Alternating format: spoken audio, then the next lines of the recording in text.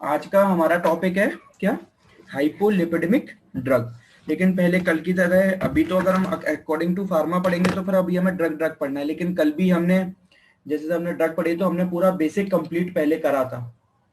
पूरा जब हमने थायराइड पढ़ा तो हमने पूरा 15-20 मिनट में पहले बेसिक कवर करा। तो अभी भी हम वही कोशिश करेंगे कि पहले लिपिड्स को लेके हम पूरा बेसिक, हमारे माइंड में एक पूरी पिक्चर क्लियर होनी चाहिए कि कब लिपिड बढ़ता है, लिपिड का मतलब क्या है, लिपिड ब्लड में बढ़ता है कि कहाँ बढ़ता है, लिपिड स्टोर कहाँ होता है, लिपिड एक्सक्रिएट कैसे होता है, लिपिड को कैसे रोक सकते हैं, लिपिड का एक तरह का है और अगर है तो कितने तरीके का है, कोलेस्ट्रॉल क्या है, ट्राइग्लिसराइड क्या है, कोलेस्ट्रॉल कैसे बढ़ता है, ट्राइग्लिसराइड। आपको एक ओवरऑल पिक्चर क्लियर करेंगे कि आपको, और आज आपके बहुत सारे कोशिश ये भी करेंगे कि आपको बहुत सारी जो कंफ्यूजन रहती है और आजकल एक मार्केट में बेवकूफ बनाने की स्ट्रेटजी चल रही है उसको भी कोशिश करेंगे थोड़ा और रूल आउट करने की।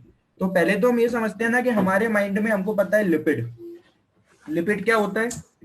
लिपिड की अगर हम आपसे बेसिक डेफिनेशन पूछ तो लिपिड क्या है। अब इसमें देखो, अभी जो मैं बेसिक बताने वाला हूँ वो उसमें कहीं भी कुछ भी नहीं लिखा है, तो प्लीज ट्राई करो कि उसको लिख लो। अगर नहीं लिख रहे हो तो बाकी फिर वीडियो में तो रहेगा ही, आप उसको बाद में देख सकते हो, लेकिन फिर भी लिखो, ठीक है, जिससे आपको याद होता जाए वहीं पर।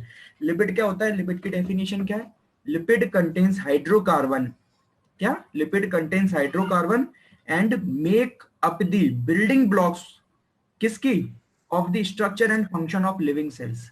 यानी कितनी बड़ी डेफिनेशन है कि लिपिड क्या है, लिपिड हाइड्रोकार्बन के बने हुए हैं जो कि हमारे, जो हमारे बिल्डिंग्स ब्लॉक कौन है, जो हमारे सेल्स होते हैं उनका स्ट्रक्चर और फंक्शन, उनके बिल्डिंग ब्लॉक्स को बना रहे हैं। मतलब सेल्स के स्ट्रक्चर और फंक्शन के जो बिल्डिंग ब्लॉक्स मान लो, उनको ये मेंटेन करके रखा। यानी ये हमारी बॉडी के लिए कितना जरूरी है।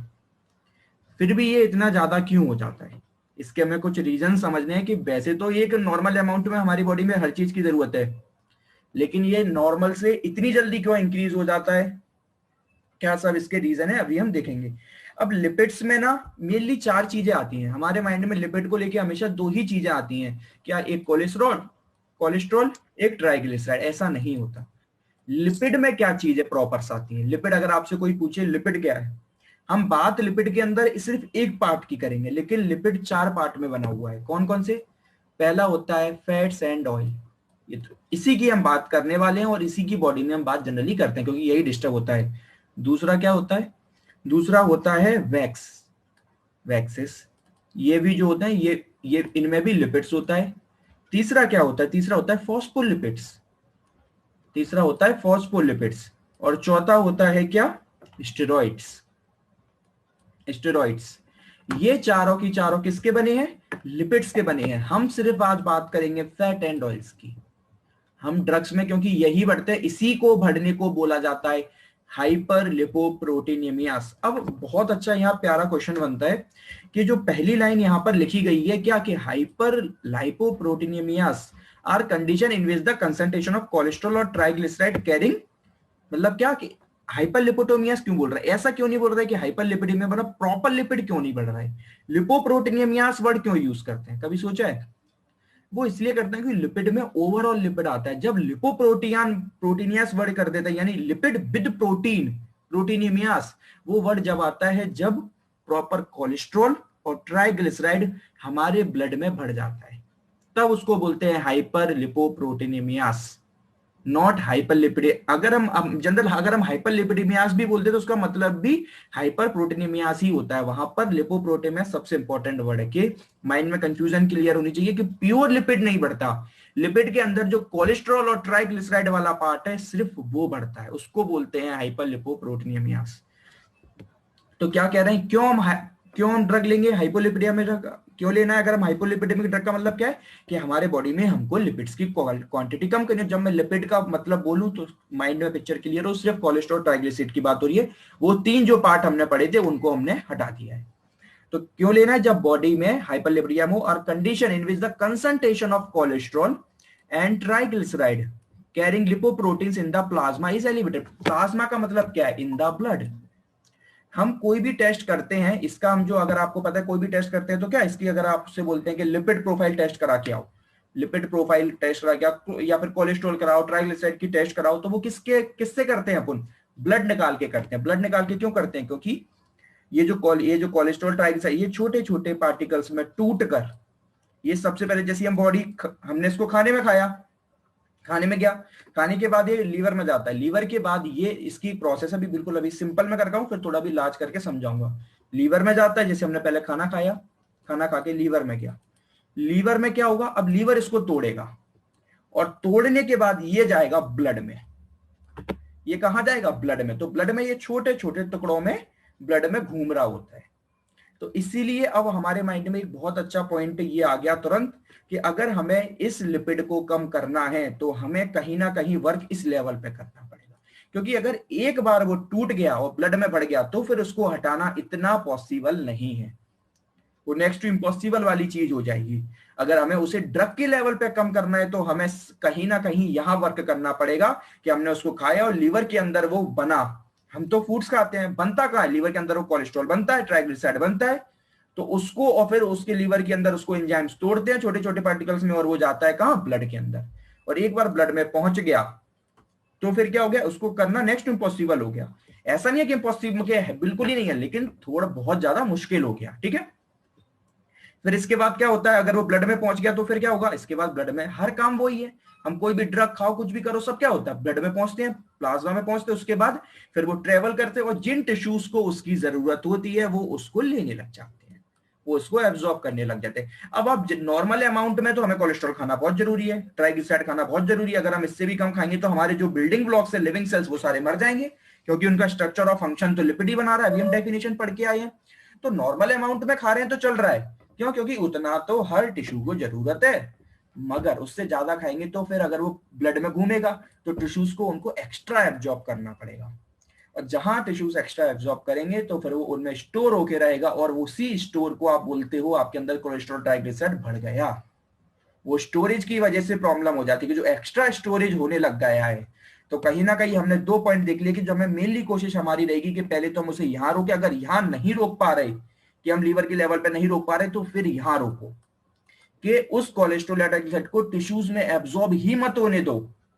कोशिश करो कि यहां पर जो टिश्यूज पर रिसेप्टर बैठे हैं उन्हें ब्लॉक करो, उन्हें ब्लॉक करो और उस कोलेस्ट्रॉल और ट्राइग्लिसराइड को टिश्यूज में मत बैठने दो। ये प्रोसेस इतनी सिंपल नहीं है जितनी ये वाली है। ठीक है, तो हम अलग अलग तरीके से समझेंगे कब हमें कौन सी प्रोसेस पे, कौन से जब ड्रग लेते हैं तब वो कौन सी प्रोसेस करता है, किस प्रोसेस पे वर्क करता है। ठीक है, ये तो अब हमारा हो गया बिल्कुल बेसिक। अब कुछ थोड़ी सी एक्स्ट्रा नॉलेज के लिए आपको बताता हूँ। हम हमेशा से दो वर्ड सुनते आते हैं, एक कोलेस्ट्रॉल एक ट्राइग्लिसराइड। आप कभी भी डॉक्टर पे जाते हो तो कुछ डॉक्टर आपने देखा, कुछ डॉक्टर आपको कोलेस्ट्रॉल की रिपोर्ट के लिए बोल देंगे, कुछ ट्राइग्लिसराइड की बोल देंगे, लेकिन एक प्रॉपर रिपोर्ट क्या होती है उसको बोलते हैं लिपिड प्रोफाइल। लिपिड प्रोफाइल मतलब कहां, वहां पर आपका कोलेस्ट्रॉल भी बताए, ट्राइग्लिसराइड भी बताए, एचडीएल भी बताए, एलडीएल भी बताए और वीएलडीएल भी बताए। अब मैं आपको बताऊंगा कि एचडीएल एलडीएल वीएलडीएल क्या है, अभी उनको बताऊंगा मैं। ठीक है, कोई बात नहीं है, लेकिन वो इन पांचों चीजों को प्रॉपर करके बताए तब उसको बोलते हैं कंप्लीट लिपिड प्रोफाइल टेस्ट। और आपको ये देखनी बिल्कुल अच्छे से आनी चाहिए प्रॉपर तरीके से। कैसी होती है लिपिड प्रोफाइल टेस्ट, इस तरीके से कि टोटल कोलेस्ट्रॉल क्या है फिर मैंने बात करा ट्राइग्लिसराइड, फिर मैंने बात करा एलडीएल, फिर मैंने करा एचडीएल, और एक फिर होता है वीएलडीएल, क्या, वेरी लो डेंसिटी लिपिड, और एक होता है क्या, triglyceride to high density lipid ratio. तो ये प्रॉपर तरीके से हमें पता होना चाहिए। अगर एक किसी की प्रॉपर आपको कोलेस्ट्रॉल सब कुछ पता करना है तो लिपिड प्रोफाइल। अब मैं आपको लिपिड प्रोफाइल क्यों बोल रहा हूं, मैं ये क्यों नहीं बोल रहा हूं कि एक पर्टिकुलर पेशेंट का आप एक काम करो सिर्फ कोलेस्ट्रॉल ही करा लो या ट्राइग्लिसराइड ही करा लो। मैं प्रॉपर पूरी लिपिड प्रोफाइल क्यों बोल रहा हूं, उसका एक रीजन है।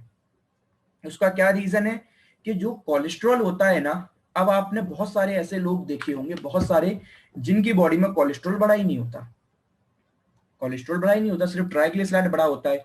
तो अब आपके माइंड में आता है कि यार ट्राइग्लिसराइड कैसे बढ़ रहा है, या कुछ ऐसे पेशेंट होते हैं जिनमें ट्राइग्लिसराइड बढ़ा होता है कोलेस्ट्रॉल नहीं बढ़ा होता है। तो ये होता कैसे है, अब आपको समझना है कि आपके बॉडी में कोलेस्ट्रॉल किन वजह से बढ़ता है, ऐसे कौन से आप फूड खाते हैं जिनकी वजह से बॉडी में कोलेस्ट्रॉल बढ़ता है। याद रखो, सारे के सारे एनिमल फूड, जितने भी एनिमल फूड हैं वो ही आपकी बॉडी में कोलेस्ट्रॉल बढ़ाते हैं, सारे के सारे एनिमल फूड जैसे चिकन बीफ एग फिश सब कुछ।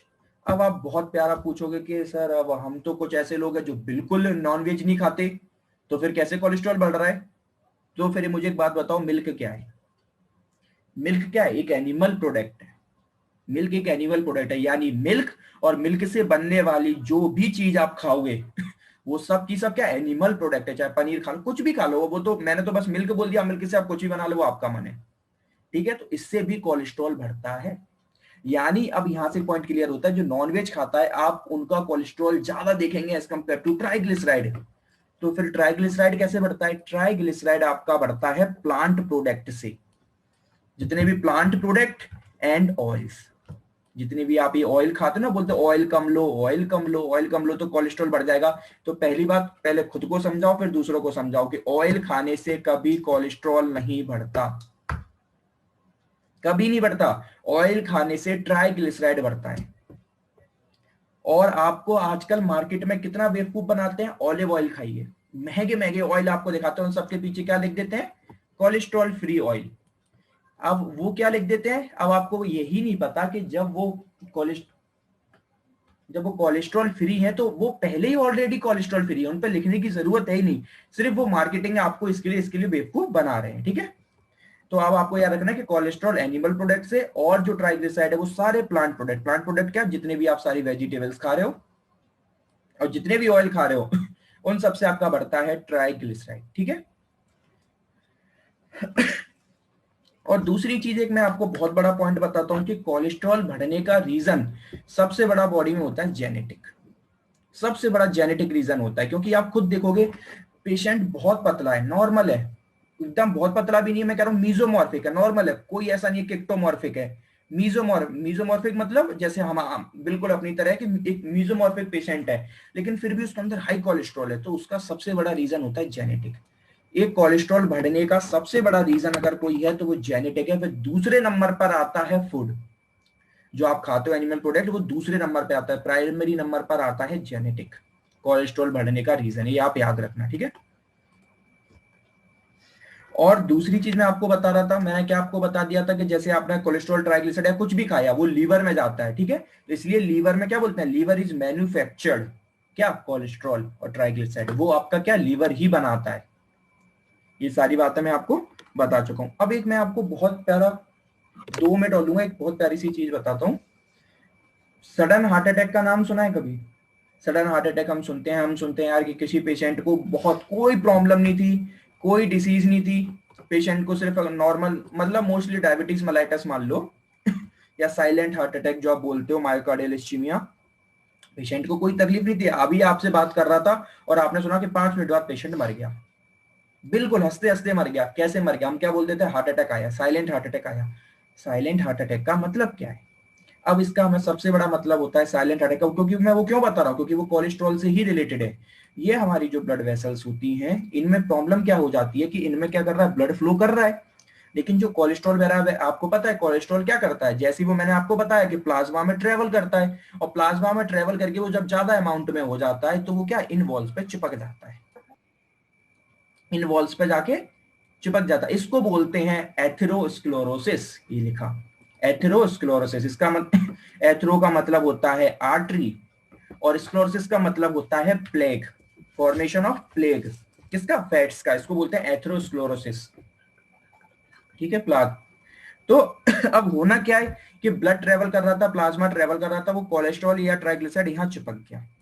अब वो चिपका तो बिल्कुल थोड़े अमाउंट में, बिल्कुल थोड़े अमाउंट में, पेशेंट का हाई कोलेस्ट्रॉल भी नहीं है, इतनी हाई बीपी भी नहीं है, फिर कैसे डेथ हो गई? हमारे माइंड में ये होता है ना कि अगर बहुत ज्यादा कोलेस्ट्रॉल होगा तो थोड़ी बहुत पेशेंट को तकलीफ आएगी, या हाई बीपी होगी तो पेशेंट को थोड़ी बहुत, पेशेंट को तो कोई तकलीफ नहीं, इसलिए नहीं आई क्योंकि थोड़ा बहुत चिपका था, डेली यहाँ से ब्लड फ्लो कर रहा था। अब पेशेंट की जो नॉर्मल बीपी थी वो उसकी थी नियरली 140, अपर वाली 140 100 समझ लो। अब हम समझते हैं यार 140 100 को तो हम नॉर्मल मान ही लेते हैं, बॉडी के लिए कुछ भी थोक स्लाइटली बढ़ना भी नॉर्मल नहीं होता, ये माइंड में पिक्चर क्लियर कर लो। बॉडी के लिए वो कुछ ना कुछ प्रॉब्लम क्रिएट कर रहा है, वो बात अलग है कि हमें नहीं दिख रहा, हमें नहीं दिखता तो हम बोल देते हैं यार थोड़ा बहुत तो चल जाता है, नहीं चलता, बॉडी के लिए कुछ नहीं चलता। जब वो जहां 120 से 140 ही गया तो इसका मतलब क्या है कि हल्का सा यहाँ ब्लड रश हुआ।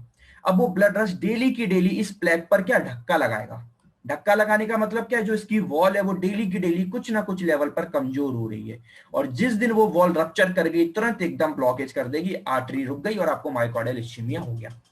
और वो क्या होता है, विद इन अ सेकंड, एक सेकंड में कहीं वॉल जस्ट रप्चर हुई, पूरा प्लेग ये बाहर आ गया और एकदम आर्टरी को सडन ब्लॉकेज कर देगा और पेशेंट की तुरंत डेथ हो जाती है विद इन अ सेकंड, और हम समझ नहीं पाते कि क्या हो गया। इसको बोलते हैं साइलेंट हार्ट अटैक। ठीक है, ये मोस्ट कॉमन कब देखा जाता है, जब पेशेंट को एथेरोस्क्लेरोसिस हुआ हो। कोलेस्ट्रॉल की नॉर्मल वैल्यू क्या है कोलेस्ट्रॉल की, नॉर्मल की अगर 200 से कम होना चाहिए, और ट्राइग्लिसराइड भी 200 से कम होना चाहिए। ठीक है, बॉर्डर लाइन कब बोलते हैं, बॉर्डर लाइन का मतलब कि खतरे पे आ गए हैं, 200 240। आप तो बस ये याद करो कि 240 से अगर ऊपर हो गई तो इसको हाई बोलते हैं, लेकिन ट्राइग्लिसराइड 400 से ऊपर हो तब इसको हाई बोलते हैं। ठीक है, क्योंकि कोलेस्ट्रॉल ज्यादा खतरनाक होता है बॉडी के लिए एज कम्पेयर टू ट्राइग्लिसराइड। इसलिए आपको बहुत ज्यादा, इसलिए हम क्या ऑयल कम करने पे लगे हुए होते हैं, बिल्कुल ऑयल बंद कर देंगे, बिल्कुल ऑयल बंद कर देंगे, लेकिन आपको नहीं पता आपके लिए सबसे ज्यादा खतरनाक है एनिमल प्रोडक्ट्स। अगर आप नॉनवेज खाते तो पर्टिकुलर उसको बंद करो, अगर वो नहीं खाते तो मिल्क प्रोडक्ट्स बंद करो। ऑयल पे इतना ध्यान, ऑयल पे तो बिल्कुल लिमिटेड ध्यान दिया जाता है, लेकिन आपको सबसे ज्यादा ऑयल पर ही ध्यान देने को बोलते हैं, ये नहीं, सबसे ज्यादा ध्यान देना चाहिए आपको कोलेस्ट्रॉल पर, क्योंकि ये थोड़ी में ही बहुत ज्यादा रिस्की हो जाता है एज कम्पेयर टू ट्राइग्लिसराइड। ठीक है, अब यहां पर आता है, अब मैं आपको पहले दो चीजें क्लियर कर दूं। मैंने आपको 3 वर्ड पढ़ाए थे, एक सेकंड किसी का डाउट है, sir if artery is breaking then will it got block, नहीं दो चीज होता है, अगर आर्टरी ब्लॉक हो रही है तो उसको बोलते हैं इस्चीमिया, और अगर आर्टरी फट गई, जैसे आपने पूछा था कि अगर आर्टरी क्या हो गई, एक second, artery if artery is breaking, हाँ अगर ब्रेक यानी ब्रेक मतलब क्या, रप्चर होना, अगर वो रप्चर होगी तो उसको बोलते हैं क्या, हैमरेज। तो वहां पर फिर कोई बात ही नहीं, जब आर्टरी फटी गई तो फिर क्या, प्लेग का कोई मतलब ही नहीं रहा ना, वो तो आपको इस वजह से हो गया, हार्ट अटैक इस वजह से आया क्योंकि ये आर्टरी ऐसे ट्रेवल कर रही थी, अब ये बीच में से टूट जाए तो ब्लड आगे ट्रेवल कर ही नहीं पाएगा, तो आगे ब्लड पहुंचेगा ही नहीं, तो इस वजह से आपको हार्ट अटैक आ रहा है। तो यहाँ कोई उसका रिलेशन नहीं हुआ। ठीक है, तो जो कोलेस्ट्रॉल की वजह से रीजन होता है वो इस्चेमिक होता है, इस्चेमिक का मतलब होता है ब्लॉकेज होना, और हेमरेज का मतलब होता है फट जाना। तो यहाँ हेमरेज की बात नहीं कर रहे हैं, हम यहाँ इस्चेमिक की बात कर रहे हैं। ठीक है, अब 3 चीजों पे बात करना था हम, कोलेस्ट्रॉल एलडीएल, वीएलडीएल और एचडीएल, ये तीनों क्या है। अब इसमें आपने ये तो बहुत स्टार्टिंग से ही सुनते आ रहे हो कि वीएलडीएल और वीएलडीएल बॉडी के लिए खराब होता है, मगर एचडीएल अच्छा होता है। क्यों अच्छा होता है, इसका आंसर भी हमें पता होना चाहिए, हम बात करेंगे अभी इस पे। एलडीएल और एचडीएल क्या होता है, एलडीएल होता है बॉडी में ये बॉडी में होता है, इसको बोलते हैं क्या, low density lipoproteins, low density lipoprotein, और वीएलडीएल होता है very low density lipoproteins, HDL होता है हाई डेंसिटी लिपोप्रोटीन्स। ठीक है, एलडीएल का काम क्या होता है, एलडीएल कोलेस्ट्रॉल को लेकर ट्रेवल करता है, ये कैरियर है, जब भी बॉडी में कोलेस्ट्रॉल ट्रेवल करता है तो उसको एलडीएल कम कर रहा है, यानी हमारे माइंड में पिक्चर क्लियर हो रही है कि अगर हम एलडीएल को कम कर दें तो बॉडी में कोलेस्ट्रॉल कम होगा, और वीएलडीएल लेके चलता है ट्राइग्लिसराइड को, यानी अगर हम बॉडी में वीएलडीएल को कम कर दें तो ट्राइग्लिसराइड ऑटोमेटिक कम हो जाएगा। फिर एचडीएल क्या है, एचडीएल ना कोलेस्ट्रॉल को लेके चलता है ना ट्राइग्लिसराइड को लेके चलता है, जस्ट अ सेकेंड, ना वो कोलेस्ट्रॉल को लेके चलता है ना ट्राइग्लिसराइड को लेके चलता है। एचडीएल किसी को लेके ट्रेवल नहीं करता, वो नॉर्मल फैट को लेके ट्रेवल करता है। हमारे बॉडी में नॉर्मल फैट भी होता है, ऐसा मैंने फिर बोला कि सिर्फ कोलेस्ट्रॉल और ट्राइग्लिसराइड नहीं होता, लिपिड बहुत बड़ी क्वांटिटी है, हम सिर्फ उसमें कोलेस्ट्रॉल और ट्राइग्लिसराइड, तो एचडीएल नॉर्मल फैट को लेके चलता है। तो अब ये तो आपको समझ में आ गया कि प्राइमरी कैरियर है कोलेस्ट्रॉल का एलडीएल और ट्राइग्लिसराइड का है वीएलडीएल। एचडीएल फिर क्या है, एचडीएल है हाई डेंसिटी लिपोप्रोटीन, जो नॉर्मल फैट को लेके चलता है। अब ये अच्छा क्यों है वीएलडीएल से और वीएलडीएल से, पहली बात तो हम बात कर लेते हैं, थोड़ा फिजिक्स के लेवल पे बात कर लेते हैं। ठीक है, कि डेंसिटी की डेफिनेशन क्या होती है, डेंसिटी की डेफिनेशन होती है total mass upon total volume. अब यहां से आप एक रिलेशन जानते हो कि density is inversely proportional to volume, density is inversely proportional to volume. अगर मैं आपसे बोलूं हाई डेंसिटी, यानी डेंसिटी बढ़ गई, इसका मतलब क्या है कि वॉल्यूम ऑटोमेटिक ही कम हो गया, यानी पर्टिकुलर जो आपका क्या था, ऑयल था, जो भी आपका फैट था, उसका वॉल्यूम कम है, और वॉल्यूम कम है तो अच्छी बात है। अगर वॉल्यूम कम है तो वो जगह स्पेस नहीं घेरेगा, वो प्रॉपर छोटी छोटी क्वांटिटी में नॉर्मल टिश्यूज में एब्जॉर्ब हो जाएगा, तो वो परेशान नहीं करेगा। एक पॉइंट ये तो आपने फिजिक्स के पॉइंट से समझ लिया, लेकिन अब आपको बायो के पॉइंट से भी समझना है। ये तो मैंने आपको फिजिक्स के पॉइंट है। दूसरा क्यों अच्छा है, एक इसकी बहुत प्यारी क्वालिटी है क्या, कि मैंने आपको बताया कि सब हम जितना भी कुछ खाते हैं वो सब पहुंचता है लीवर में। लीवर के बाद फिर सब अपना अपना आ जाता है, एलडीएल आ गए बनने की, कोलेस्ट्रॉल बैठो, वीएलडीएल आ गए उनने की, ट्राइग्लिसराइड बैठो, एचडीएल भी आते हैं। एचडीएल बोलते हैं कि नॉर्मल फैट आप बैठो, वो जैसे ही बैठते हैं ना, तो बाकी सब तो क्या करते हैं, नॉर्मल ब्लड में गए, ब्लड में जाने के बाद वो टिश्यूज में एब्जॉर्ब हो गए। मगर एचडीएल में बहुत बढ़िया क्वालिटी होती है क्या, ये नॉर्मल घूम फिर के फिर वापस अपना काम करने के बाद जो एक्स्ट्रा अमाउंट में बचता है, ये फिर लीवर के पास आ जाते हैं। ये लीवर पे आके बोल देते हैं कि लो सर ये हमारा बच गया, हमें जितनी जरूरत थी हमने दे दिया, ये हमारा बच गया, अब आप इसको कर लो। फिर लीवर क्या करता है, इसको तोड़ के और फ्लश आउट कर देता है और बॉडी के बाहर फेंक देता है एक्स्ट्रा अमाउंट में।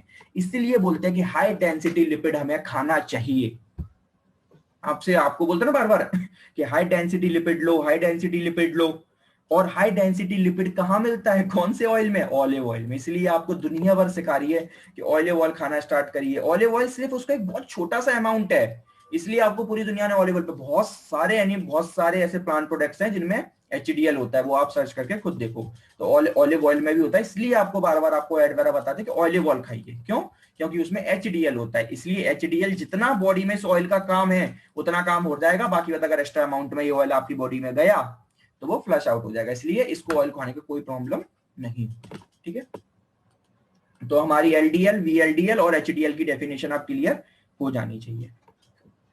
अब हम आते हैं प्रॉपर ड्रग पर। ये तो हमारा कितना था अभी तक, पूरा बेसिक। अब मुझे बता दो किसी को बेसिक में कोई प्रॉब्लम, बिल्कुल भी थोड़ी बहुत भी प्रॉब्लम हो तो बताओ। नहीं है तो एक बेसिक चीज और बता देता हूँ। सर सर वो एचडीएल जब लीवर के पास जाता है, वो एक बार थोड़ा वापस से बता दो। मैंने ये आपको बताया था कि क्या होता है, मैंने बोला बाकी सब तो लीवर से निकल के ब्लड प्लाज्मा में चले गए और अपने अपने टिश्यूज के पास चले गए, लेकिन एचडीएल में एक क्वालिटी क्या है, वो वापस लीवर के पास चला जाता है। लीवर क्या, जितना उसका एब्जॉर्ब होना था वो हो गया, एक्स्ट्रा अमाउंट में बचना तो वो एक्स्ट्रा अमाउंट में टिश्यू में एब्जॉर्ब नहीं होता, वो वापस ब्लड में ट्रेवल करके लीवर के पास पहुंच के और लीवर के पास चला जाता है कि इतना ही यूज हुआ, ये मेरे पास एक्स्ट्रा अमाउंट में बच गया, तो लीवर उसको फ्लश आउट कर देता है। तो इसकी सबसे अच्छी क्वालिटी हुई कि जितना एक्स्ट्रा अमाउंट में हमने खाया, लीवर ने तुरंत उसको एक्सक्रिएट कर दिया ना, बॉडी के बाहर भेज दिया। और बाकी सब क्या हुए, जितना एक्स्ट्रा अमाउंट में खाओगे बॉडी के बाहर नहीं जाते, बॉडी के टिश्यूज ही उसको एब्जॉर्ब कर लेते, इसलिए वो हमारे लिए खराब हो गई। हम कुछ भी ज्यादा खाएं, अगर वो बॉडी से बाहर चला जाए बॉडी को जितनी, तो हमारे लिए कोई प्रॉब्लम ही नहीं है। प्रॉब्लम कब है, जब बॉडी उसको ज्यादा एब्जॉर्ब करने लग जाए। तो एचडीएल की ये क्वालिटी है कि बॉडी उसको एब्जॉर्ब नहीं करती। ठीक है। अब एक छोटी सी बात और बता दूं आपको, बहुत बोलते हैं कि स्मोकिंग मत करो, स्मोकिंग करने से क्या होता है, कोलेस्ट्रॉल बढ़ता है। कभी सोचा कैसे बढ़ जाता है स्मोकिंग, तो लंग्स वंग्स में क्यों बढ़ जाता है, उसका रीजन सुन लो। स्मोकिंग करते हो तो उसके अंदर होता है निकोटीन, और निकोटीन में पावर होती है कोलेस्ट्रॉल को बॉडी की आर्टरीज में चिपकाने की।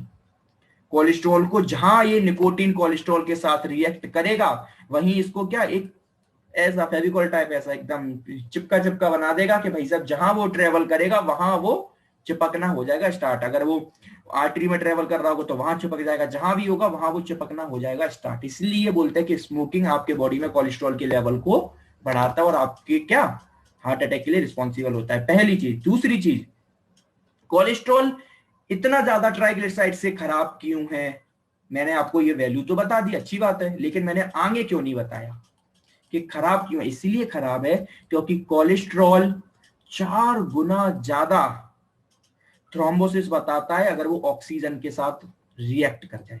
अब हमारी बॉडी में ऑक्सीजन तो है, ये तो फिर कोई बात ही नहीं है ना। तो कोलेस्ट्रॉल जैसी ऑक्सीजन के साथ रिएक्ट करता है, वो एक ऐसा कंपाउंड बनाता है, वो 4 टाइम्स थ्रोम्बोसिस बना देता है।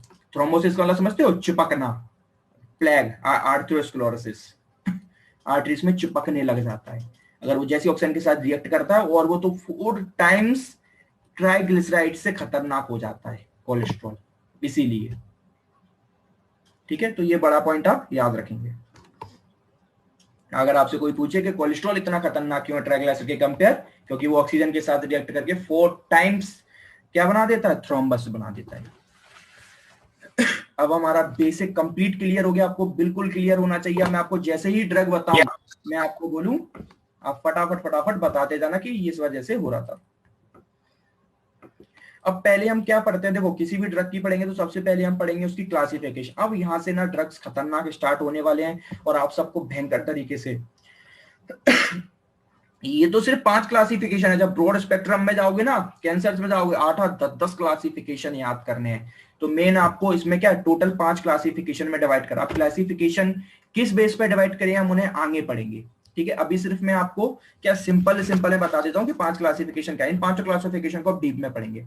पहला क्लासिफिकेशन है HMG यानी हाइड्रोक्सी मिथाइल ग्लूटाराइल, हाइड्रोक्सी मिथाइल ग्लूटाराइल को एंजाइम ए रिडक्टेस इनहिबिटर। अब इसका मतलब क्या है मैं आपको आगे समझाता हूँ, ठीक है। इनहिबिटर, इसके अंदर हमें 3 याद करने हैं, लोवास्टेटिन, सिम्वास्टेटिन और प्रावास्टेटिन। अब देखो किसी भी याद करने के लिए मैं फिर कह रहा हूँ कोई ना कोई ट्रिक बनाते जाना, इतने ज्यादा हो जाएंगे ना आखिरी तक याद नहीं होंगे। जैसे मैं आपको एक छोटी सी ट्रिक बता दे रहा हूँ कि ये तीनों मैंने कैसे याद करे।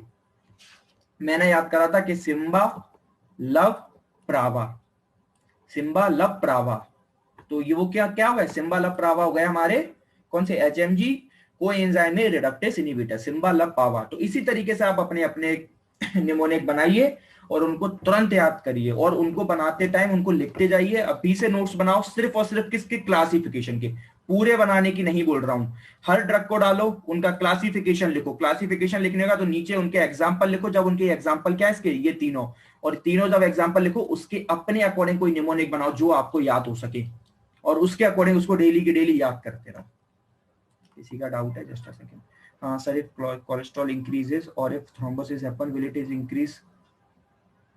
नहीं सीआरपी देखो इसका देखो ये जो सी रिएक्टिव प्रोटीन है एक ने पूछा है कि अगर कोलेस्ट्रॉल इंक्रीज हो रहा है तो क्या अगर हमारे बॉडी में सी प्रोटीन इंक्रीज हो गया तो उसका मतलब क्या है, कोलेस्ट्रॉल इंक्रीज होना है। पहली बात तो कुछ लोगों को नहीं पता, तो मैं बताता हूँ। सी प्रोटीन एक तरीके का क्या प्रोटीन होता है जो लीवर से रिलीज होता है अगर हमारी बॉडी में कुछ भी एबनॉर्मल एक्टिविटी हो रही हो, कुछ भी एबनॉर्मल। अब एबनॉर्मल का मतलब है कोई वायरल, बैक्टीरियल, इन्फ्लामेशन, कोई भी फॉरेन पार्टिकल आ रहा है तो ये बढ़ेगा, कोलेस्ट्रॉल पे नहीं बढ़ेगा। कोलेस्ट्रॉल आपके लिए कोई फॉरेन पार्टिकल नहीं है, फिर समझो। कोलेस्ट्रॉल तो आपका फैमिली है, आप ज्यादा अमाउंट में खा रहे हो। अगर कोई फॉरेन चीज घुस रही है तो आपके लिए सी प्रोटीन बढ़ेगा, ठीक है। सी प्रोटीन एंजाइम से रिलीज होता है, इसलिए आपको बॉडी में आजकल ये जैसे सीबीसी कराते हैं वैसे सी प्रोटीन टेस्ट भी कराते हैं। इसको मैं आपको बाद में किसी दिन बताऊंगा और प्रॉपर तरीके से। दूसरा हम पढ़ेंगे फिब्रिक एसिड। फिब्रिक एसिड में हम 3 पढ़ेंगे, जैमीफिब्रोजिल, क्लोविफेरेट और फेनोफिब्रेट। क्या, जैमीफिब्रोजिल, क्लोफेब्रेट और फेनोफेब्रेट, ठीक है। अब अपनी अपनी बना लेना क्या कैसे ट्रिक बनानी है, ठीक है। फटाफट आ जाना जैसे ही, क्योंकि आधे घंटे का ही बचा है, अगले उसमें खत्म हो जाएगा। तीसरा पढ़ना है वाइल्ड एसिड बाइंडिंग रेसेंस। इसके अंदर हम पढ़ेंगे सिर्फ एक, कोलिसिस्टेराइमिन। फिर हम पढ़ेंगे एंटीऑक्सीडेंट, इसके अंदर पढ़ेंगे प्लूबेकॉल। अब ये क्या मतलब है, इन चारों के मतलब समझाऊंगा मैं, इनके मतलब क्या है। एग्जाम्पल का तो कोई मतलब नहीं होता, ठीक है ना, एग्जाम्पल तो आपको याद ही करने, लेकिन इनका क्लासिफिकेशन का मतलब क्या है वो मैं आपको समझाऊंगा। फिर आखिरी में मिसलेनियस। मिसलेनियस आप हर ड्रग्स में पढ़ोगे। मिसलेनियस का मतलब होता है कि वो किसी भी क्लासिफिकेशन के अंदर नहीं बैठ पाई, यानी उनमें एक से ज्यादा क्लासिफिकेशन के क्या थे, या तो हम उनको अलग नहीं डाल पाए, उनमें एक से ज्यादा क्लासिफिकेशन के गुण थे, तो अब हम इसलिए हमें उनको अलग रखना पड़ा मिसलेनियस में, ठीक है। तो अब इसमें मिसलेनियस पढ़ोगे, ठीक है। जब मिसलेनियस बात आएगी तो वो एक से ज्यादा। अब इनको हम कैसे पढ़ेंगे, बिल्कुल स्टार्ट करते हैं। पहला हम पढ़ेंगे क्या, HMG coenzyme reductase inhibitor. नाम से समझते हैं, ठीक है ना, बिल्कुल नाम से समझते हैं। नीचे क्या लिखा है बिल्कुल छोड़ो, मैं जो बता रहा हूँ आप उस पर ध्यान दो। HMG का फुल फॉर्म है हाइड्रोक्सी मिथाइल ग्लूटाराइल को एंजाइम रिडक्टेस इनहिबिटर। बिल्कुल नाम में लिखा है क्या, ये एक एंजाइम है, इतना तो हमें समझ आ रहा है ना। HMG, हमें इससे इतना तो समझ आ गया ना कि ये एक एंजाइम है कि नहीं, रिडक्टेस लग गया ना एस, यानी अब हमारे माइंड में क्लियर हो गया कि एक एंजाइम है और जिसको हमें इनहिबिट करना है, बस हो गया क्लासिफिकेशन। कोई और क्लासिफिकेशन में डिफरेंट था क्या, सिर्फ हर क्लासिफिकेशन अगर फार्मा याद करनी है नाम पे जाओ, एग्जाम्पल की नहीं बोल रहा हूँ, ड्रग के नाम पे मत जाओ, क्लासिफिकेशन के नाम पे जाओ। क्लासिफिकेशन के नाम में ही सब लिखा है उन्होंने आपको बता दिया कि इस एंजाइम को इनिबिट करना है, यानी हम जो ड्रग ले रहे हैं, यानी लोवावेस्टिन, पावावेस्टिन और जो भी ये स्टेटिन ले रहे हैं, इसको मैं तो अब स्टेटिन बोलूंगा, क्यों? स्टेटिन, तीनों स्टेटिन है, पावा, सिम्बा और लोवा, तो मैं आपको बोलूंगा सिर्फ स्टेटिन। जो हम ये स्टेटिन ले रहे हैं वो क्या करेंगे, वो इस एंजाइम को इनहिबिट करेंगे।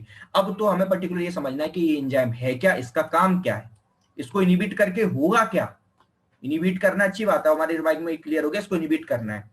ये एंजाइम क्या करता है, ये एंजाइम हमारे बॉडी में जो कोलेस्ट्रॉल बनता है, मैंने आपको बताया ना कोलेस्ट्रॉल कहां बनता है, फिर बार बार नहीं, लीवर में।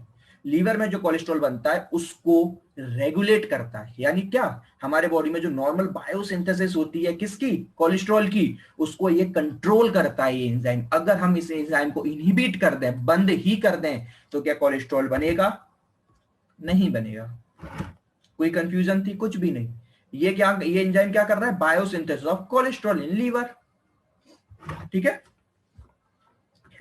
तो मैं क्या बोल सकता हूं, it is the rate controlling enzyme in the biosynthesis of cholesterol. तो हम क्या करेंगे सर, और मैंने आपको बता दिया कोलेस्ट्रॉल का लीवर में बनता है। लोवास्टिन एंड इट्स कॉग्नेट्स का मतलब होता है क्या, सेम काइंड या कैटेगरी। यहां सेम काइंड लोवास्टिन का मतलब क्या है, पावास्टेटिन और सिम्बास्टेटिन, मतलब तीनों स्टेटिन की बात कर रहे हैं। Are inhibitors of the enzyme, ये इनहिबिट कर देते हैं कौन से एंजाइम को, इस एंजाइम को। और ये वाला एंजाइम क्या कर रहा था, हमारे लीवर में कोलेस्ट्रॉल का सिंथेसिस कर रहा था, तो इस लीवर को, इस एंजाइम को रोको, सिंथेसिस रुक गया, खत्म बात। यानी they lower plasma LDL, why LDL, क्योंकि हमने बोला एलडीएल किसको, कोलेस्ट्रॉल को लेके चलता है, ठीक है, प्राइमरी कैरियर ऑफ कोलेस्ट्रॉल। तो इससे क्या हो जाएगा आपके बॉडी में एलडीएल, और जब कोलेस्ट्रॉल नहीं बनेगा तो एलडीएल प्लाज्मा क्योंकि अब अभी देखो इसमें एक बहुत प्यारी बात लिखी है, प्लाज्मा एलडीएल क्यों लिखी है, क्यों, क्योंकि हमने लीवर के लेवल पे ही रोक दिया, प्लाज्मा तक तो हमने उसको पहुंचने नहीं दिया। तो कम कहां हुआ, प्लाज्मा के लेवल पर, कम कहां कर दिया हमने, प्लाज्मा के लेवल। इसलिए मैंने कहा कि जो मेनली ड्रग्स होंगे वो आपके इसी लेवल पे वर्क करेंगे, कुछ ऐसे ड्रग्स भी आएंगे जो उससे आगे भी वर्क करेंगे, लेकिन मेनली इसी पे करेंगे। और ये वाला जो ड्रग है ना, ये फर्स्ट चॉइस ऑफ ड्रग है। जब भी ड्रग्स आपको लिखे जाएंगे उनमें पहली चॉइस यही होगी, ठीक है। तो इसने क्या काम करा, एलडीएल कोलेस्ट्रॉल को और ट्राइग्लिसराइड को। अभी यहां लिखते जाना, लिखा नहीं है। ये जो पहला वाला ड्रग है ये दोनों को कम करता है, किसको कम कर रहा है, कोलेस्ट्रॉल को भी कम कर रहा है प्लस ट्राइग्लिसराइड को भी कर रहा है। अब मैं ऐसा क्यों बोल रहा हूं, क्योंकि जब हम आगे क्लासिफिकेशन पढ़ेंगे तो उसमें कुछ ड्रग होंगे तो वो सिर्फ कोलेस्ट्रॉल को ही करेंगे, कुछ ऐसे होंगे जो ट्राइग्लिसराइड को ही करेंगे। जरूरी नहीं है वो दोनों को करें, ठीक है। तो इस सब में इसमें लिखा नहीं है, पढ़ते रहना है, लिखते रहना है। अब इसमें कह रहा था concentration of HDL cholesterol increases. अब ये लाइन हर किसी में आएगी। अब सिंपल सी बात होती है, अब आपके माइंड में क्वेश्चन आना चाहिए यार कि ये ठीक है, एलडीएल को कम कर रहा है, कोलेस्ट्रॉल को कम कर रहा है, ट्राइग्लिसराइड को कम कर रहा है, एचडीएल कैसे बढ़ा दिया, एचडीएल बढ़ा ही नहीं सकता। एचडीएल कंपैरिजन में बढ़ गया, रेशियो में बढ़ गया। अगर ब्लड में, सीधी सी बात है, अगर 3 पार्टिकल कोलेस्ट्रॉल के हैं और 2 पार्टिकल एचडीएल के हैं, और मैं इसको 3 को मैं अगर 1 कर दूं, तो ऑटोमेटिक इसके कंपेयर में एचडीएल बढ़ा कि नहीं बढ़ा, मैंने एचडीएल को नहीं बढ़ाया, वो क्या रेशियो में बढ़ गया। यानी इसमें क्या, देखो लाइन लिखी था, कंसंट्रेशन बढ़ी है, हमने कुछ नहीं करा, एचडीएल को इंक्रीजेस बाय 10%। तो इससे आपको क्या, ये फायदा भी हो गया, ठीक है। अब फार्माकोकाइनेटिक आप जानते हो, फार्माकोकाइनेटिक तो अब देखो ये इसमें अच्छे से पढ़ना, क्योंकि अब जो आगे ड्रग्स आएंगे मैं सिर्फ क्लासिफिकेशन पढ़ाऊंगा, बाकी हर ड्रग ओरली लिया जाएगा। इसका मतलब क्या है, उनकी फार्माकोकाइनेटिक सेम होगी, एडवर्स इफेक्ट सबके सेम होंगे, यूसेज सबके सेम होंगे, कॉन्ट्रा इंडिकेशन सबके सेम होंगे। मैं सिर्फ और सिर्फ आपको उनके डिफरेंट होंगे मैकेनिज्म ऑफ एक्शन। कल में से किसी ने डाउट भी पूछा था कि मैकेनिज्म ऑफ एक्शन कैसे लिखना है, तो ये जो मैं आपको एक्सप्लेन कर रहा हूं इसे मैकेनिज्म ऑफ एक्शन ही बोलते हैं, ठीक है। ये जो इतना है ये ड्रग की मैकेनिज्म ऑफ एक्शन ही है, ठीक है। बाकी फार्माकोकाइनेटिक सबकी सेम होगी सारे ड्रग में, आप एग्जाम में सबको लिख के आओगे। यहां मैं आपको सिर्फ एक ही पढ़ाऊंगा, क्यों, सबकी सेम है।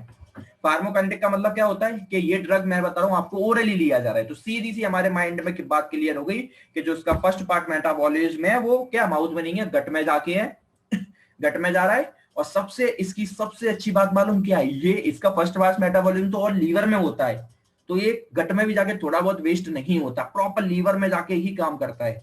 तो इसको कोई भी पेरिनेटल लेने की जरूरत नहीं है, ये ओरली बढ़िया। अब इससे हमें ये क्लियर हो गया कि अगर इस ड्रग को हम ओरली ले रहे हैं तो जितने भी एडवर्स इफेक्ट, कल भी मैंने बताया था, जितने भी एडवर्स इफेक्ट आने ओरली वाले तो सब आने हैं, सब लिख दो। ओरली वाले क्या, GIT disturbance, nausea, headache, vomiting, जितने भी आपको पेट से रिलेटेड जो भी कुछ आ रहे हैं सब कुछ लिख दो, सब होना है। एडवर्स इफेक्ट सिर्फ और सिर्फ स्पेशल वाले एक दो पॉइंट याद करो, बाकी सब में सेम लिखना है। एडवर्स इफेक्ट किसी भी ड्रग का कोई नहीं बता सकता क्या हो सकता है, सबके लिए अलग अलग हो सकता है, ठीक है। अब इसमें जो कुछ अलग अलग है वो आपको प्रॉपर बताता हूं, जैसे डिस्टर्बेंस, हेडेक, इंसोम्निया, ये सब रहे सिस्टम में। इसमें एक स्पेशल होना है angioedema. What is angioedema? Angioedema is a painless swelling under the skin.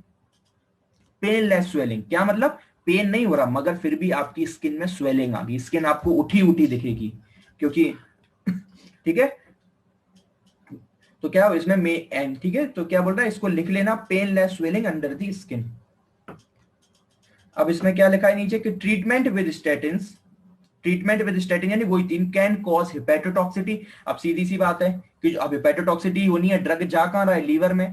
तो ये ध्यान रखना है कि कोई भी ड्रग जिधर वर्क करता है वो उसकी टॉक्सिसिटी करेगा ही करेगा। तो हर बार एडवर्स इफेक्ट में याद रखना है, एडवर्स इफेक्ट तो मन से चिपकाने, मैकेनिज्म ऑफ एक्शन याद है तो अपने आप लिखाओगे। अच्छा, लीवर पे कम कर रहा है तो हेपेटोटॉक्सिटी, किडनी पे कम कर रहा है तो नेफ्रोटॉक्सिटी, कान पे कम कर रहा है ओटोटॉक्सिटी, जिधर काम कर रहा है उधर की टॉक्सिटी लिखाओ, लंग्स पे कर रहा है, ठीक है, तो जिधर वो उधर कर रहा है उधर की टॉक्सिसिटी आप वहां पर लिख दो।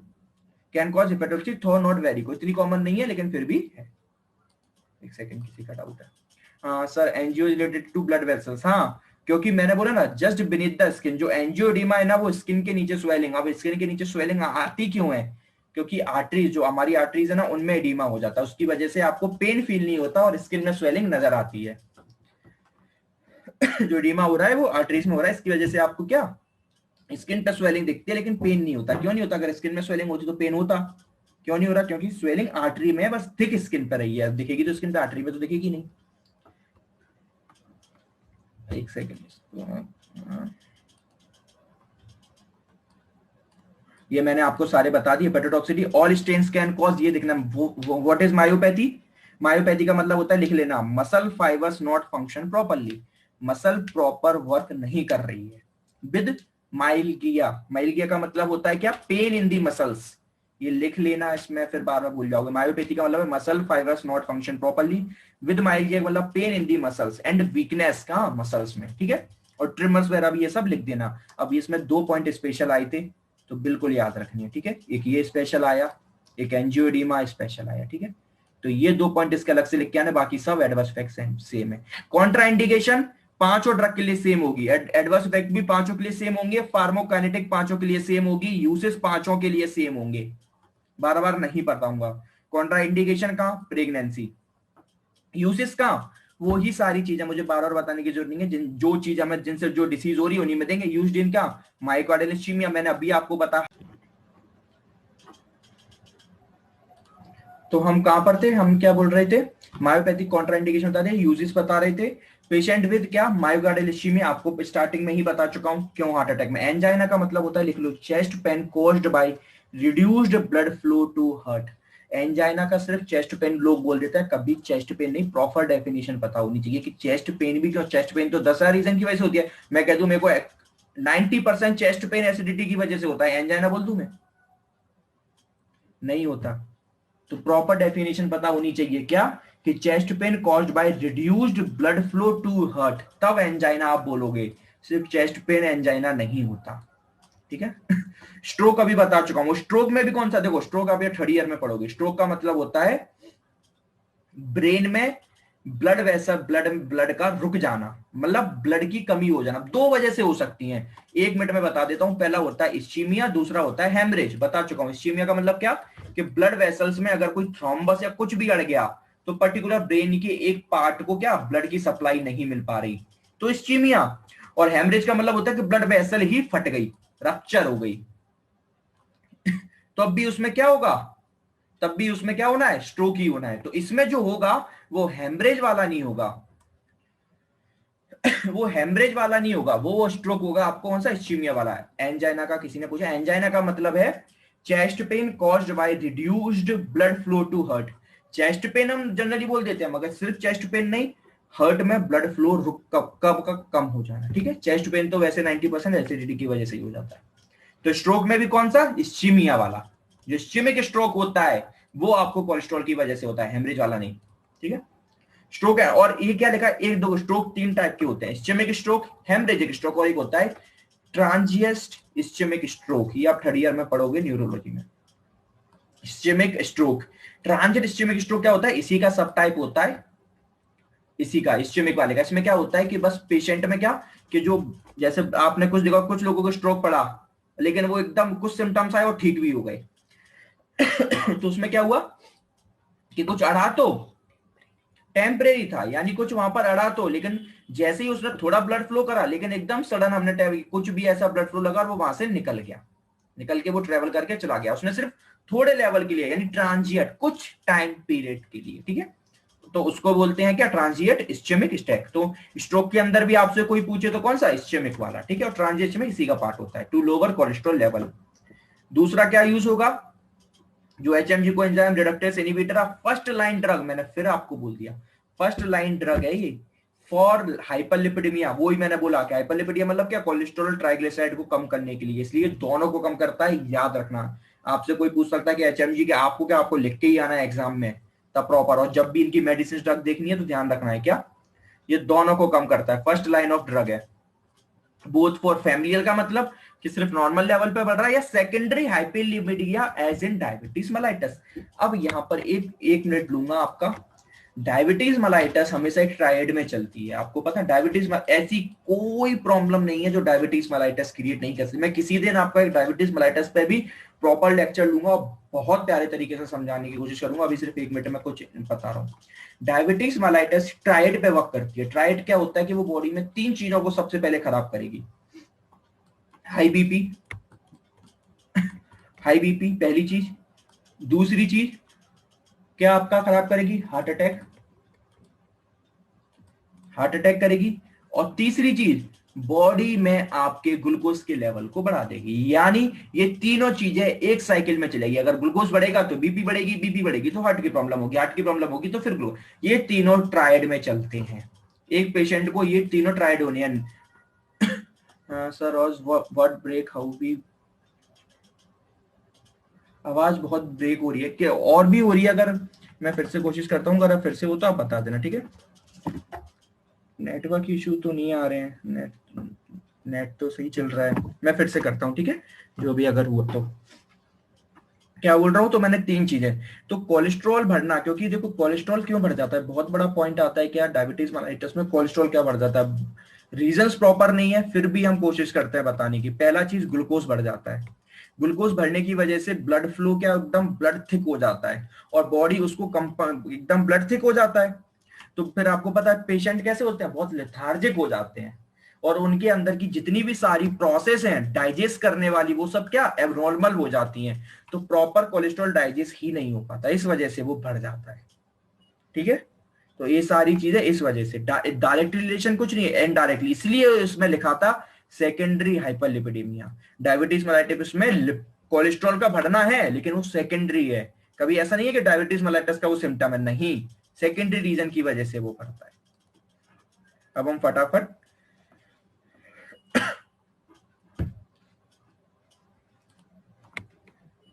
अब मैं आपको सिर्फ और सिर्फ मैकेनिज्म ऑफ एक्शन बताऊंगा, बाकी चार चीजें आपको खुद लिखनी है। एडवर्स इफेक्ट, कॉन्ट्रा इंडिकेशन में, प्रेगनेंसी सब में, एडवर्स इफेक्ट सबके, यूसेज सबके, फार्माकोकाइनेटिक्स सबका लिखना है। मैं आप सिर्फ आपको मैकेनिज्म ऑफ एक्शन सबका बताता रहूंगा, ठीक है।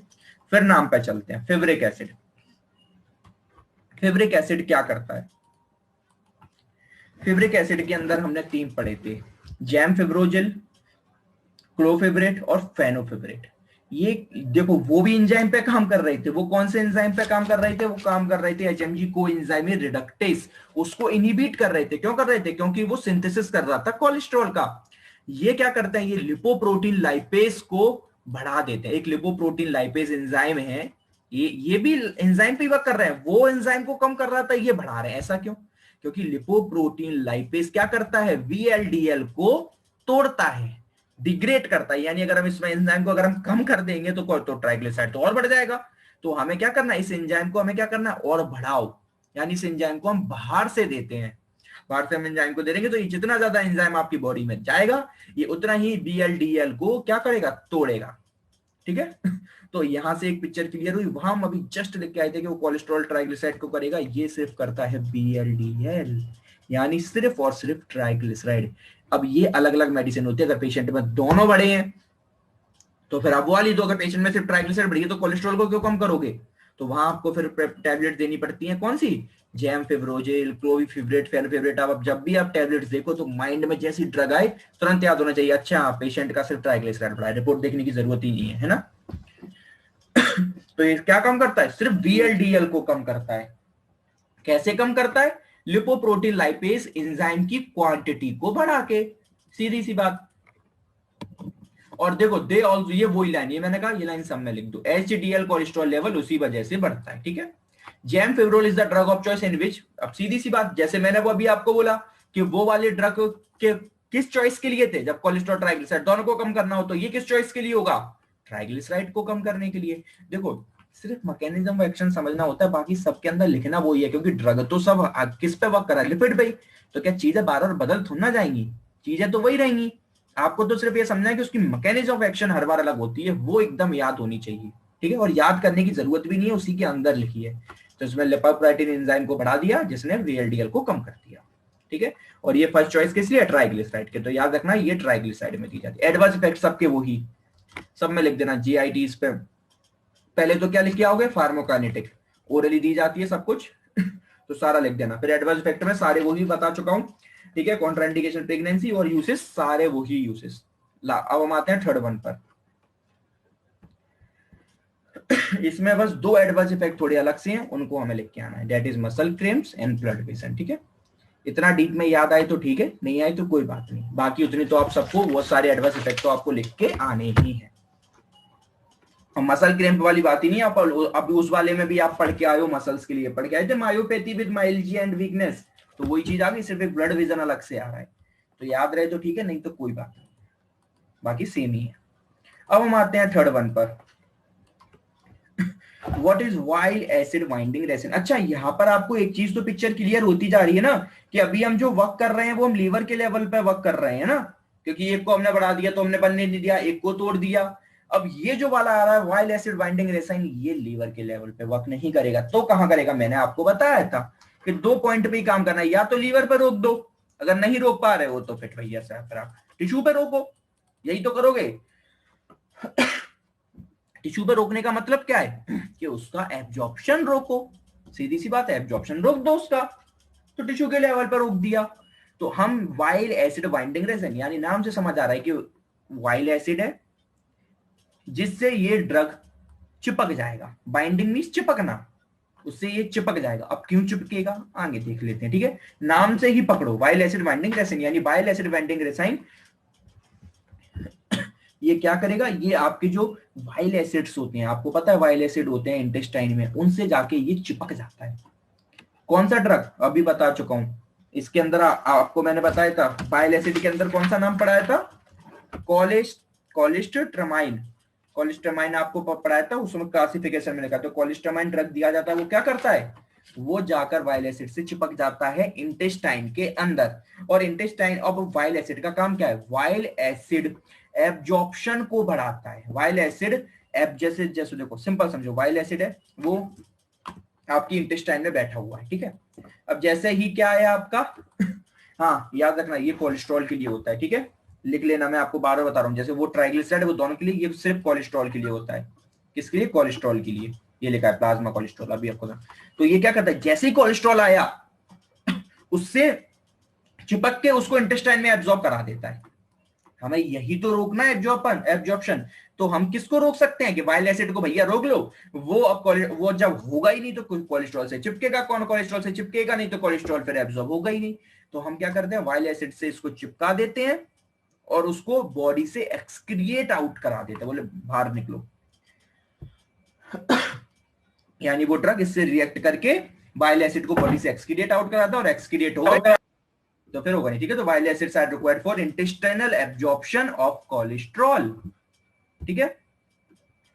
किसके लिए? Plasma cholesterol and LDL level fall, simple सी चीज, ठीक है, कोलेस्ट्रॉल के लिए। एडवर्स इफेक्ट में अब बाकी देखो भाई, एडवर्स इफेक्ट बार बार, फार्माकोकाइनेटिक यूसेज, कॉन्ट्राइंडिकेशन बार बार नहीं बताऊंगा, वही सब लिखने हैं। मैकेनिज्म ऑफ एक्शन आपको अच्छे से समझा रहा हूं, नहीं समझ आए दोबारा पूछना, 3 बार पूछना। अब इसमें बाकी सब तो ठीक है, जीआईटी एब्सेंट, पाइल्स क्यों आ गया? एक पाइल्स रखा गया, क्यों? क्योंकि यहाँ पर इंटेस्टाइन आ गया, ठीक है। तो याद रखना है, जो चीज इन्वॉल्व है उसी का एडवर्स इफेक्ट लिख दो, पूरी फार्मा इसी पे चलती है। अगर आपको बेसिक पता है और मैकेनिज्म ऑफ एक्शन पता, और आपको एग्जांपल के नाम याद, मतलब देखो याद कर लो, उनके अंदर याद करने की जरूरत नहीं होती, फार्मा सिर्फ इसी पे चलती है, जो है बस उसी पे काम करना है। अगर इंटेस्टाइन गड़बड़ हो रही है तो एडवर्स इफेक्ट पाइल्स हो गए, कोई दिक्कत नहीं है, ठीक है। अब 3 हो गए। अब हमारा बचता है सेकेंड लास्ट, एंटीऑक्सीडेंट। एंटीऑक्सीडेंट क्या है? एंटीऑक्सीडेंट के अंदर हमने सिर्फ एक ड्रग पढ़ा था, क्या? प्रूबोकॉल। कौन सा ड्रग पढ़ा था? प्रूबोकॉल। अब इसमें तो 3 लाइन ही लिखी है, इसमें मैं 2-3 लाइनें लिखवाऊंगा, नोटबुक ले लेना, लिख लेना, ठीक है। एंटीऑक्सीडेंट में इसमें ज्यादा नहीं लिखा है। प्रूबोकॉल क्या है? एक सिंथेटिक एंटीऑक्सीडेंट है। अब बहुत सारे एंटीऑक्सीडेंट आप आजकल लेने लगे हो, तो ये सिंथेटिक ऑक्सीडेंट है। ये क्या करता है? ब्लड में प्लाज्मा कोलेस्ट्रॉल, एलडीएल, यानी ये भी सिर्फ और सिर्फ कोलेस्ट्रॉल को कम करता है। अभी तक सिर्फ और सिर्फ एक ही 4 में से पहला वाला ड्रग दोनों को कम करेगा, सेकंड वाला ट्राइग्लिसराइड को करेगा, और थर्ड और फोर्थ दोनों कोलेस्ट्रॉल को कम करेंगे, ठीक है। ये सिर्फ कोलेस्ट्रॉल को कम करता है। कैसे कम करता है समझना पड़ेगा। तो 2-3 लाइनें लिख लो इसके लिए, ठीक है। क्या? इट यूज्ड टू, ये जो है प्रूबोकॉल, ये क्या करता है? It used to prevent vascular diseases. ये क्या, हमारा जो वेस्क्यूलर डिसीज हो जाती है ना, जो इसमें क्या, व्हाट इज वेस्क्यूलर डिसीज? एंथेरोस्क्लेरोसिस, अभी पढ़ के आ रहे हैं स्टार्टिंग में। Vascular disease caused by the free radical, जो हमारे छोटे छोटे टूट के हो जाते हैं, उनको कम करता है। यानी एंटीऑक्सीडेंट आपको जनरली जब कब दिया जाएगा? जब एंथेरोस्क्लेरोसिस बहुत ज्यादा हो रही है, तब ये ड्रग आपको दिया जाएगा। यानी प्राइमरी ये ड्रग कहां दिया जा रहा है? जब वेस्क्यूलर डिसीजेस हो रही हैं, तब दिया जाएगा, पहला पॉइंट। दूसरा पॉइंट लिखो, ये वर्क कैसे करता है, सबसे इंपॉर्टेंट इसकी मैकेनिज्म ऑफ एक्शन। अभी तक आपने इसकी मैकेनिज्म ऑफ एक्शन यहाँ लिखी नहीं है, और इसमें भी नहीं है, लिख लो मैकेनिज्म ऑफ एक्शन इसकी क्या है, प्रूबोकॉल की। क्या करता है? इट लोज सीरम कोलेस्ट्रॉल, क्योंकि सिर्फ कोलेस्ट्रॉल को कम करता है, तो इट लोज सीरम कोलेस्ट्रॉल, यानी क्या, plasma cholesterol. It lowers plasma cholesterol by increasing catabolism of LDL. हमारे बॉडी में नॉर्मल कैटाबॉलिज्म प्रोसेस भी हमेशा होती है, ऐसा नहीं हमारे बॉडी में हमेशा नॉर्मल प्रोसेस होती है, ऐसा नहीं कि बॉडी कोशिश नहीं करती, थोड़ा बहुत तोड़ने की तो बॉडी भी कोशिश करती है। तो ये उस प्रोसेस को क्या और इनहेंस कर देता है। यार ये वॉइस ब्रेक क्यों हो रही है? अच्छा, ये कहां से फिर से स्टार्ट कर दूं? एंटीऑक्सीडेंट फिर से बता दूं? सॉरी, मैं समझ नहीं आ रहा, मैं आपको एंटीऑक्सीडेंट फिर से बता देता हूँ, ठीक है। तो हाँ, मैं समझ गया हूँ, मैं फिर से बता दे रहा हूँ। एंटीऑक्सीडेंट यहीं से तो प्रॉब्लम हो रही थी आपको ना। तो एंटीऑक्सीडेंट में मैंने क्या बोला कि एक सिंथेटिक एंटीऑक्सीडेंट है जो कोलेस्ट्रॉल के लेवल को कम करेगी, ठीक है। किस तरीके से करेगी? ये मेनली ड्रग दिया जाता है कहाँ? ये ड्रग दिया जाता है वेस्क्यूलर डिसीजेस में। वेस्क्यूलर डिसीजेस मतलब क्या? एंथेरोस्क्लेरोसिस में, ठीक है। इसका काम क्या है? मैकेनिज्म ऑफ एक्शन क्या है इसका? मैकेनिज्म है, इट यूज टू क्या, इट लो सीरम कोलेस्ट्रॉल यानी plasma cholesterol by increasing catabolism of LDL. हमारे बॉडी में नॉर्मल कैटाबॉल, हमारा ऐसा नहीं कि हमारी बॉडी यार रिस्पॉन्स नहीं करती उस चीज को लेके, बहुत रिस्पॉन्स करती है हमारी बॉडी भी, कोशिश करती है कि अगर एक्स्ट्रा अमाउंट में हो रहा है तो थोड़ा बहुत तोड़ो, लेकिन जब बहुत ज्यादा हो जाता है तब बॉडी थोड़ा बहुत ही तोड़ पाती है, तब फिर थोड़ा बहुत तो बचेगा ही। तो हम क्या करते हैं, ये प्रोबेकॉल ड्रग देके अपनी बॉडी की जो नॉर्मल क्या है कैटाबॉलिज्म प्रोसेस है उसको तोड़ने की, उसको इंक्रीज कर देते हैं।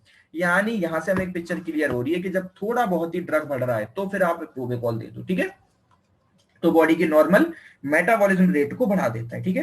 क्या लिख लो, फिर से बोल रहा हूं, it loss plasma cholesterol by increasing catabolism of LDL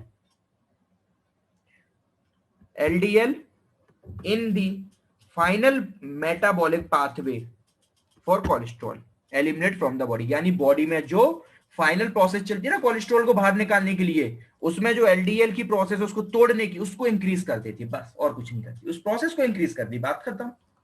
तो ये अब बाकी का काम अपने आप ये कर लेगा, बॉडी में उस प्रोसेस को इंक्रीज कर दो, काम हो जाएगा, यानी एंटीऑक्सीडेंट हमारा हो गया खत्म। अब हमारा लास्ट वन बचता है मिसलेनियस। मिसलेनियस कुछ अलग से नहीं है, जो अभी तक पढ़ के आ रहे हो उसमें बस एक से सर सर एक और बार वो लॉस प्लाज्मा कोलेस्ट्रॉल से रिपीट कर दो। ठीक है, वो जो मैंने बोला है ना, वो ना उसकी डेफिनेशन। हाँ। it lowers plasma cholesterol, it lowers plasma cholesterol by increasing, क्या, by increasing catabolism of LDL, catabolism of LDL in the final metabolism pathway।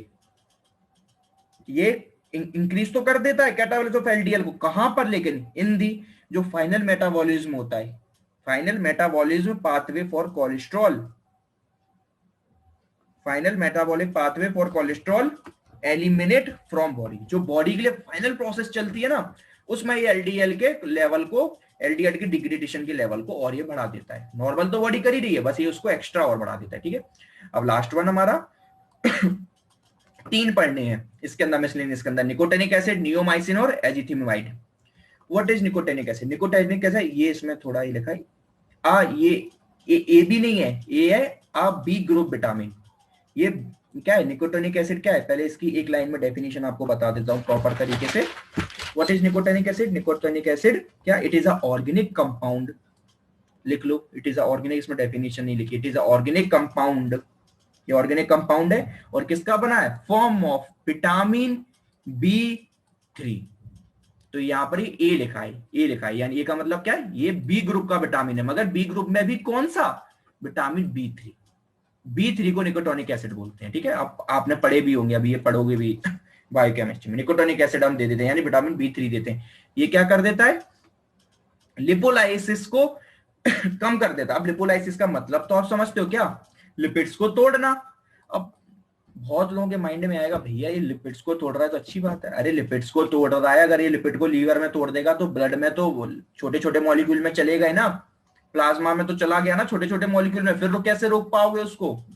तो पहले तो हमें क्या करता है, लीवर पर क्या काम करेगा, कि पहले लीवर पे काम करेगा कि सुनो, लीवर पे बोल देगा लिपिड को छोटे छोटे मॉलिक्यूल में मत तोड़ो, प्लाज्मा में नहीं पहुंचाना। तो पहले क्या इनिबिट कर देगा उसको तोड़ने की प्रोसेस। अब उसको तुमने तोड़ने की प्रोसेस को तो कर दिया, ठीक है, अब ये क्या करेगा, दूसरी क्या करेगा, लिपोप्रोटीन लाइपेज। अभी जस्ट पढ़ के आए थे लिपोप्रोटीन लाइपेज, याद आया?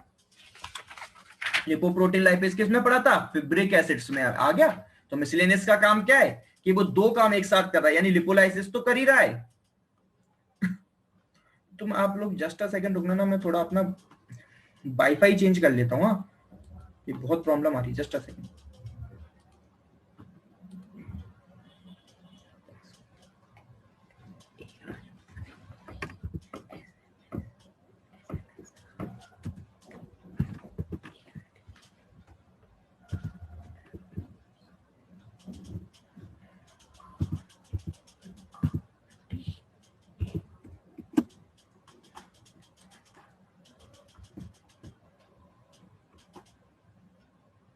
ठीक है, अब आपको नेटवर्क की प्रॉब्लम नहीं आएगी जो बार बार आ रही थी।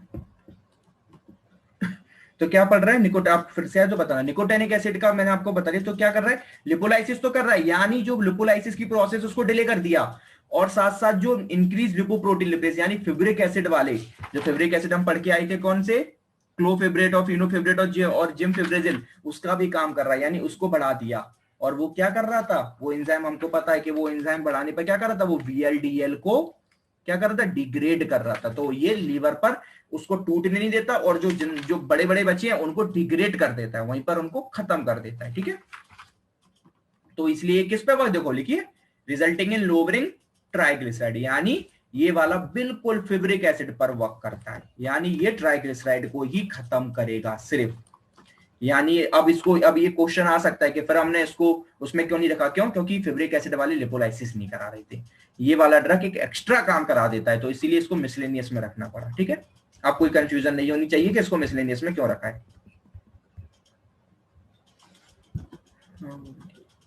अब है नियोमाइसिन। नियोमाइसिन क्या काम कर रहा है, नियोमाइसिन भी सेम वही काम करता है। नियोमाइसिन काम कर रहा है बाइल एसिड वाले पे। जो बाइल एसिड कौन सा पढ़ा, फिर आना चाहिए, बाइल एसिड हमने पढ़ा, bile acid binding resins, bile acid binding resin, जिसके अंदर हमने क्या एग्जांपल पढ़ा था, कोलेस्ट्राइमिन पढ़ा था, ये उसी पे वर्क करते हैं दोनों, नियोमाइसिन और एजिथिमिबाइड दोनों वाले उसी पे वर्क करते हैं। क्या करेंगे ये, forms insoluble complexes with bile acid, ये बाइल एसिड के साथ इनसॉल्युबल कॉम्प्लेक्स बना लेते हैं इंटेस्टाइन में, और एक बार ये कॉम्प्लेक्स बन गए, अब एक बार अगर बाइल एसिड के साथ कोई और रिएक्ट कर गया, अब ए बैठा है उसके साथ अगर कोई बी रिएक्ट कर जाए तो बाहर से सी कैसे बी के साथ रिएक्ट कर पाएगा, नहीं कर पाएगा ना। तो ये बाइल एसिड के साथ पहले ही रिएक्ट करके एक इनसॉल्युबल कॉम्प्लेक्स बना लेते हैं, तो बेचारे जो कोलेस्ट्रॉल आते हैं वो बाइल एसिड के साथ रिएक्ट ही नहीं कर पाते और कोलेस्ट्रॉल एब्जॉर्ब नहीं हो पाता। ठीक है, सेम यही वर्क करता है ezetimibe, inhibit the absorption of cholesterol in intestine. ठीक है, as a result there is decrease in hepatic cholesterol. ठीक है, तो इससे भी क्या आपका वही सारी चीज, तो मिसलेनियस में। ठीक है, तो बस ये समझ याद रखना, निकोटिनिक एसिड आपका काम कर रहा है किस पे, फेवरिक एसिड वाले पे, और लास्ट के दो आपके काम कर रहे हैं BABR पर। ठीक है, बाइल एसिड बाइंडिंग रेसिन, यहाँ पर आपका चैप्टर होता है एंड।